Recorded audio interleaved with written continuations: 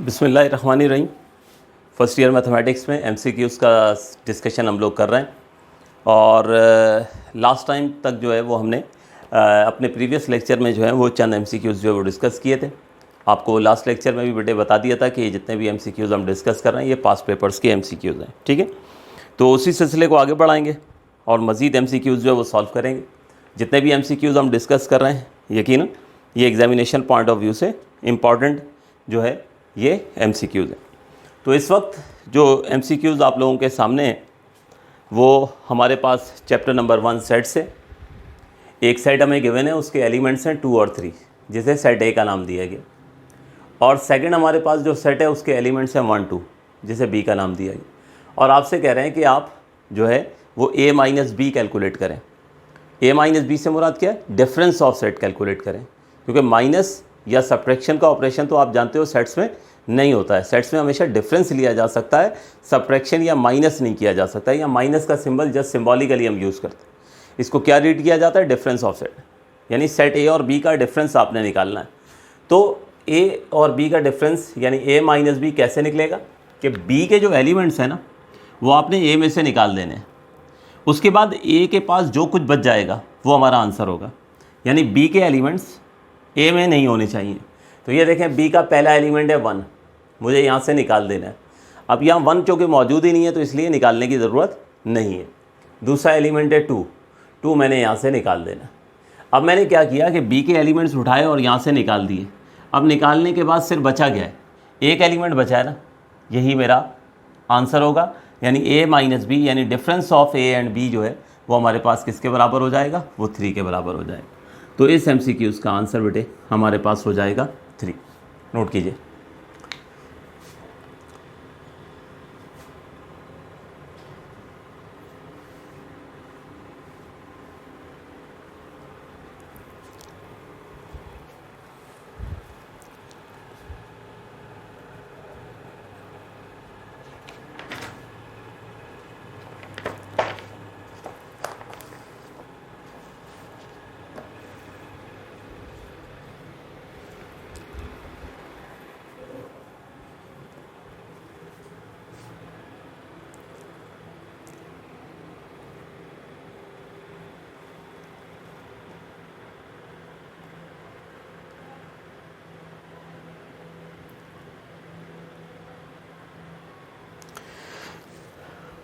Next MCQs की तरफ बढ़ते हैं।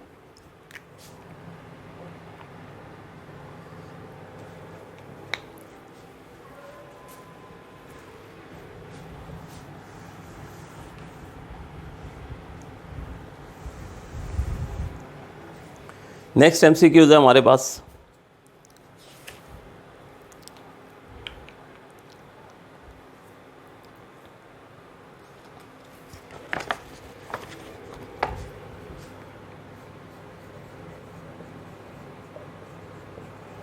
the middle term in the expansion of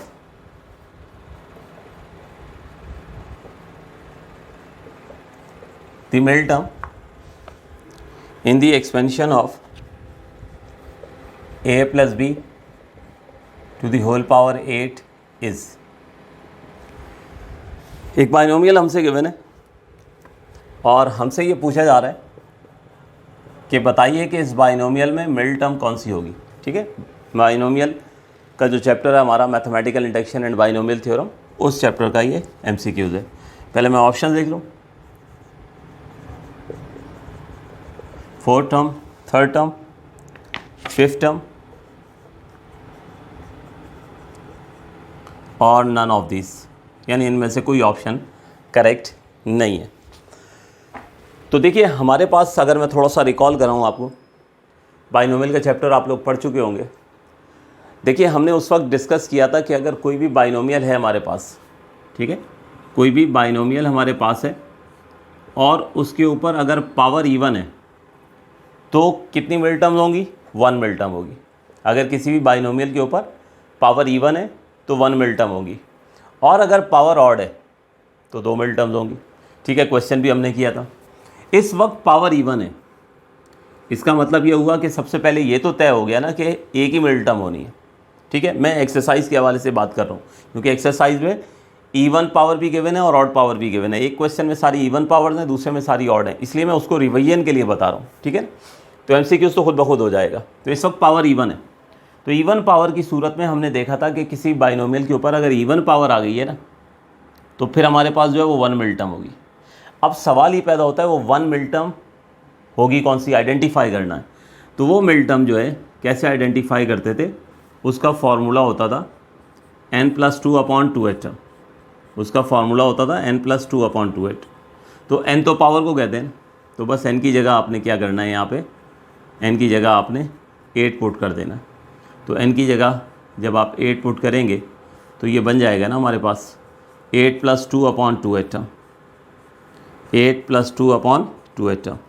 और इसको आप सॉल्व कर लें तो 8+2 10 बनता है, और 10 को 2 से आप डिवाइड करेंगे तो हमारे पास जो है पता चल जाएगा कि इस बाइनोमियल में जो फिफ्थ टर्म होगी ना वो मिडिल टर्म, ठीक है।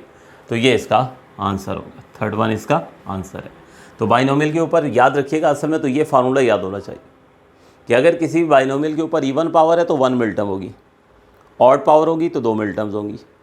अब वो एक मिडिल टर्म आइडेंटिफाई करने के लिए ये फार्मूला n+2/2, ठीक है ना, n+2/2, n पावर को कहते हैं। वो हमने n की जगह 8 पुट करके कैलकुलेट किया, तो हमें पता चल गया कि इस बाइनोमियल को जब हम एक्सपेंड करेंगे तो हमारे पास जो है जो मिडिल टर्म आएगी वो फिफ्थ टर्म आएगी। नोट कीजिए।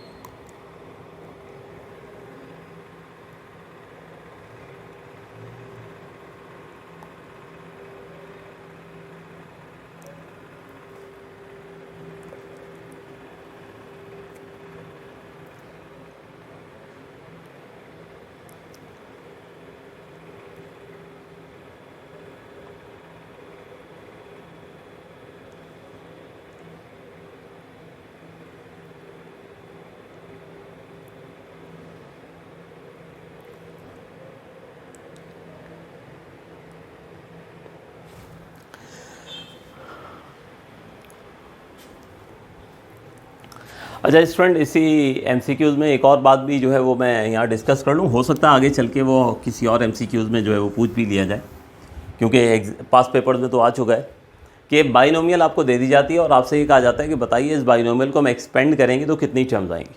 यानी अगर इस बाइनोमियल को एक्सपेंड करें आफ्टर एक्सपेंशन इसमें टोटल नंबर ऑफ़ टर्म्स कितनी होगी, ये एमसीक्यूज़ भी आ चुका है। तो देखिए इस बात को यूँ याद रख लीजिए कि हम जब a+b² को एक्सपेंड करते हैं, a+b² क्या है हमारे पास, सिंपलेस्ट बाइनोमियल है, ठीक है। तो ये बराबर होता है ना a² + 2ab + b² के।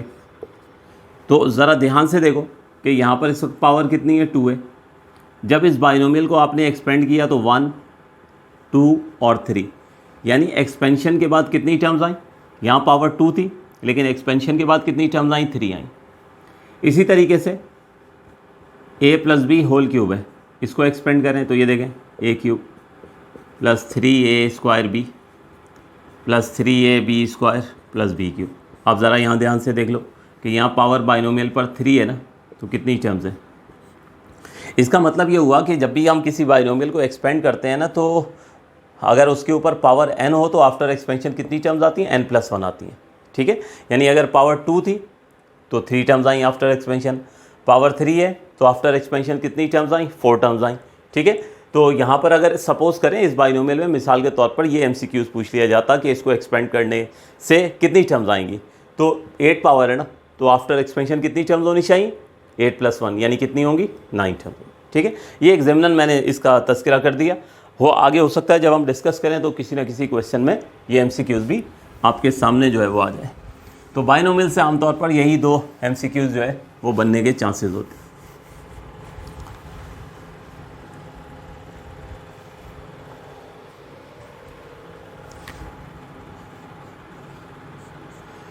नेक्स्ट है हमारे पास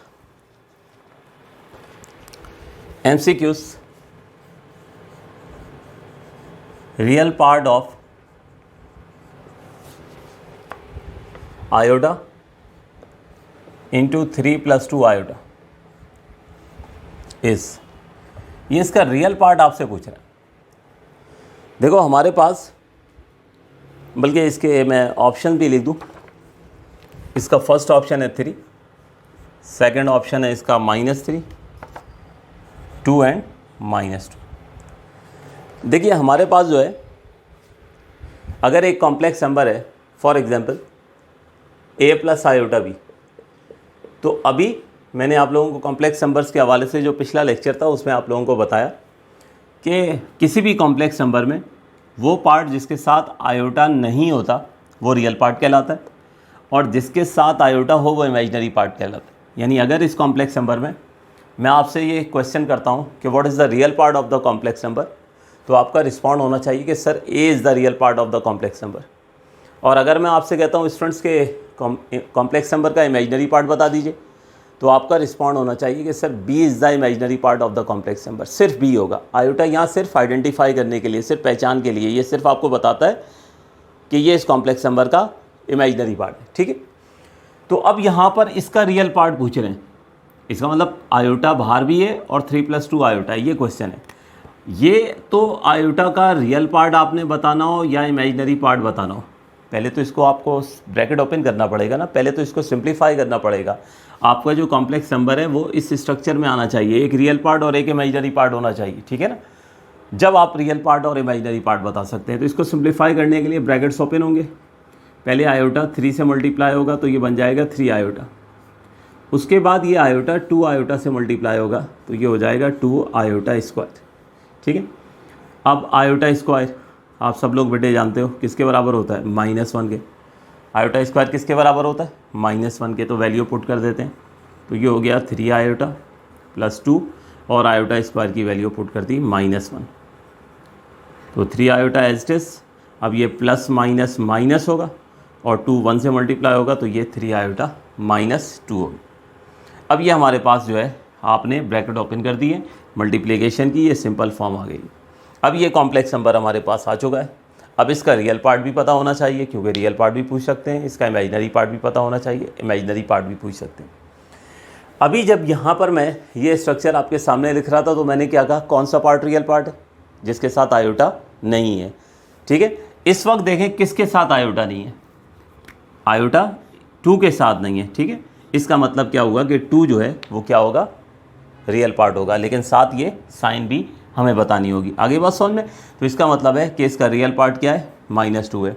अगर मैं आपसे थोड़ी देर के लिए पूछूं, गो कि इस वक्त ज़रूरत नहीं है कि इमेजिनरी पार्ट क्या है, तो इमेजिनरी पार्ट वो पार्ट होता है जिसके साथ आयोटा हो, तो इसका इमेजिनरी पार्ट क्या होगा, 3 हो जाएगा। आगे बात समझ में, तो रियल पार्ट इसका -2 है और इमेजिनरी पार्ट क्या है, 3 है। बहरहाल MCQs की हद तक अगर रहें तो हमसे रियल पार्ट पूछ रहे हैं, तो रियल पार्ट -2 है, यानी हमारा ये ऑप्शन जो है बेटे ये करेक्ट हो जाएगा।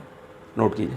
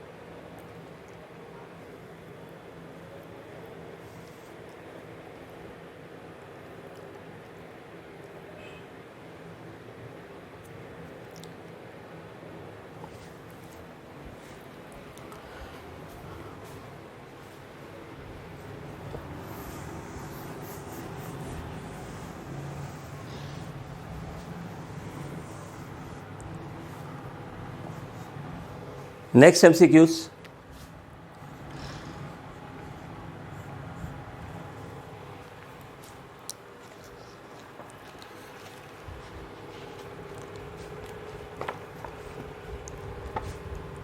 नेक्स्ट MCQs है हमारे पास, if b² - 4ac = 0, then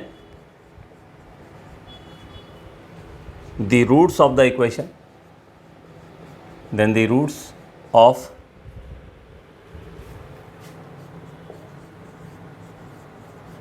the equation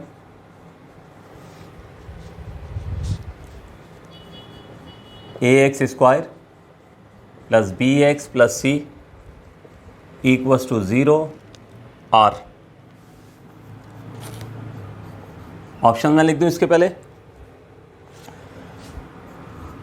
equal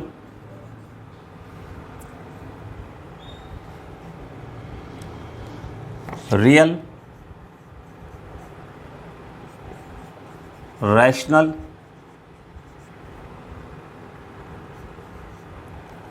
और कॉम्प्लेक्स।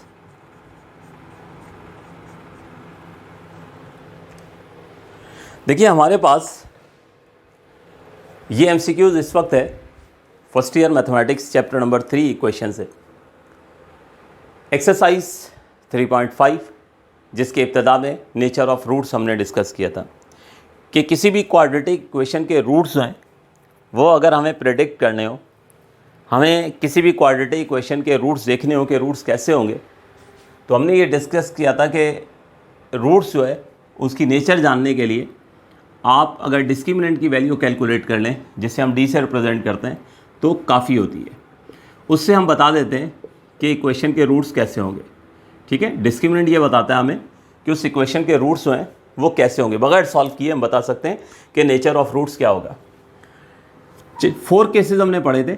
हमने ये कहा था कि अगर किसी भी क्वाड्रेटिक इक्वेशन में डी की वैल्यू या डिस्क्रिमिनेंट की वैल्यू 0 हो जाती है तो उस इक्वेशन के रूट्स कैसे होते हैं। उस इक्वेशन के रूट्स होते हैं रियल एंड इक्वल। उसके रूट्स हमेशा क्या होते हैं, रियल होंगे और इक्वल होंगे। अगर किसी क्वाड्रेटिक इक्वेशन में हम डी की वैल्यू निकालते हैं और वो डी की वैल्यू जो है हमारे पास वो ग्रेटर देन 0 आ जाती है, ठीक है, तो उस इक्वेशन के जो रूट्स होंगे वो रियल तो होंगे लेकिन अनइक्वल होंगे। ठीक है, रियल तो होंगे लेकिन अनइक्वल होंगे।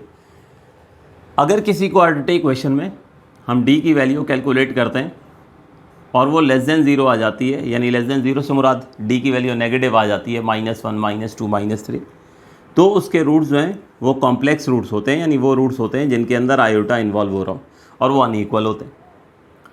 अगर किसी क्वाड्रेटिक इक्वेशन में डिस्क्रिमिनेंट जो है वो हमारे पास उसकी वैल्यू जो है वो परफेक्ट स्क्वायर आ जाए, यानी डी की वैल्यू जो है वो परफेक्ट स्क्वायर आ जाए, परफेक्ट स्क्वायर, तो ऐसी सूरत में उस कॉम्प्लेक्स इक्वेशन के रूट्स जो होते हैं वो क्या होते हैं, रैशनल होते हैं। ये 4 केसेस बेटे हमने डिस्कस किए। दोबारा सुन लीजिए, डी की वैल्यू अगर 0 है तो उसके रूट्स इक्वल होंगे, ठीक है, रियल होंगे, इक्वल होंगे।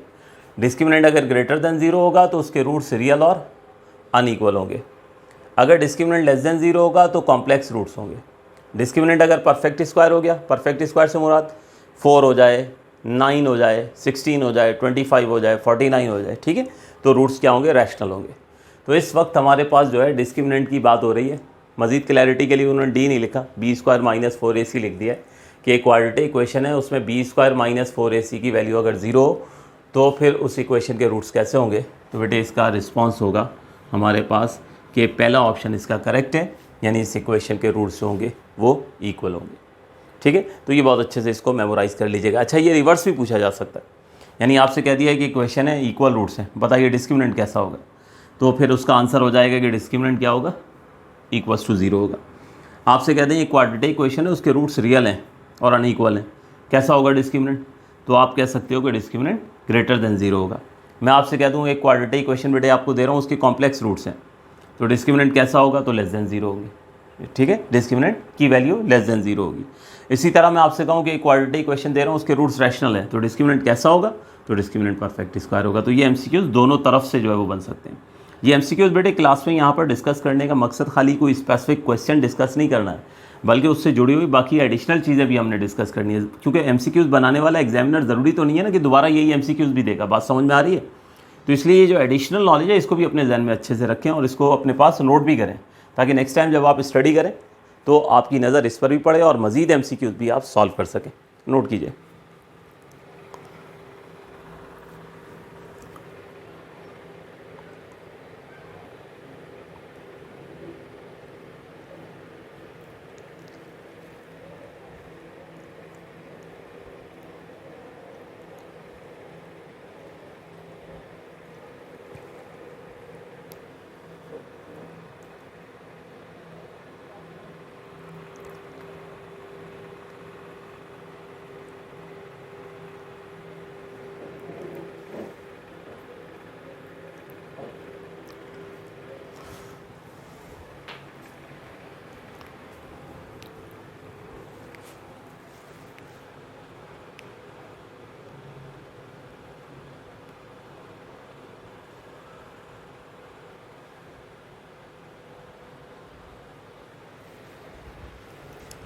तो होप्सो आप लोग स्टूडेंट्स यहाँ तक नोट कर चुके होंगे। सिलसिला यहीं तक ही रखते हैं, इंशाल्लाह मज़ीद आगे फिर नेक्स्ट लेक्चर में हम MCQs नंबर 11 से फर्दर कंटिन्यू करेंगे। थैंक यू एंड अल्लाह हाफ़िज़।